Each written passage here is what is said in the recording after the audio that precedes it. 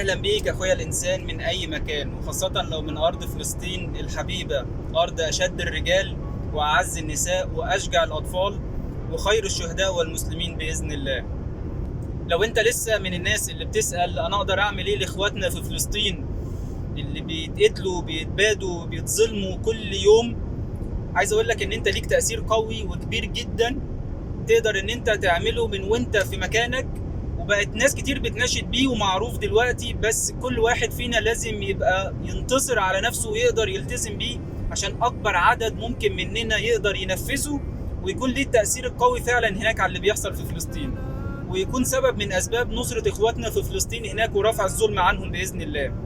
أولهم وأهمهم طبعا المقاطعة.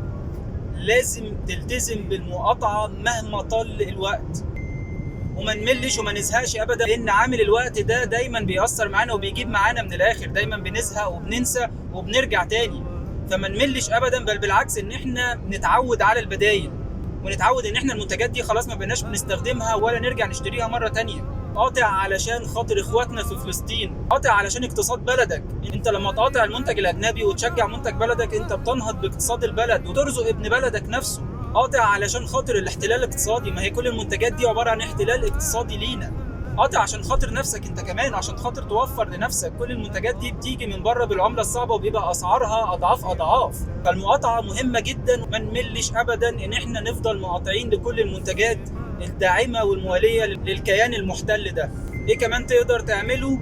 نقدر كمان ان احنا نتكلم عن القضيه. لازم تتكلم وتفضل تعرف القضيه دي لكل اللي حواليك، سواء على السوشيال ميديا بتاعتك، نتكلم مع اصحابك، تتكلم مع زمايلك في الشغل، اتكلم على طول عن القضيه وعرفها لكل الناس. هي نعرف الشباب الصغير ايه هي القضيه ومين هو العدو الاول لينا، عشان تفضل الحقيقه مستمره وتفضل الناس كلها عارفاها.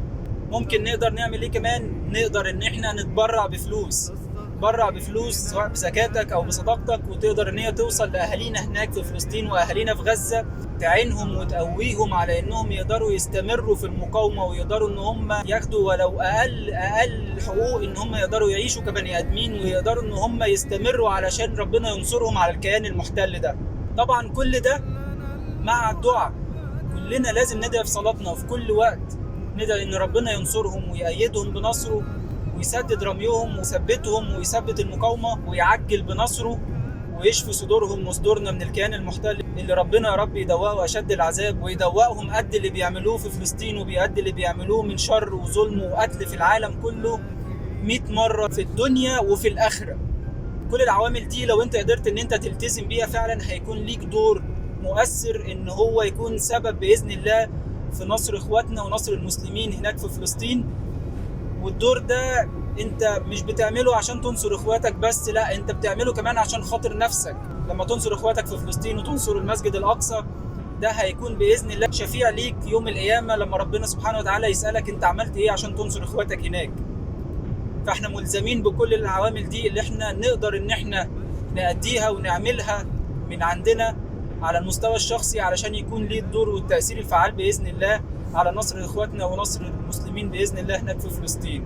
ولو أنت عندك أي مقترحات تانية اكتبها في الكومنتات عشان الناس تقراها ونستفيد كلنا، ويبقى سبب جديد إن احنا نقدر نلتزم بيه. وخير الختام الصلاة والسلام على من أرسله الله شفيعا وهدى ورحمة للعالمين، سيدنا محمد عليه أفضل الصلوات وأتم التسليم، وعلى آله وصحبه أجمعين. سلام.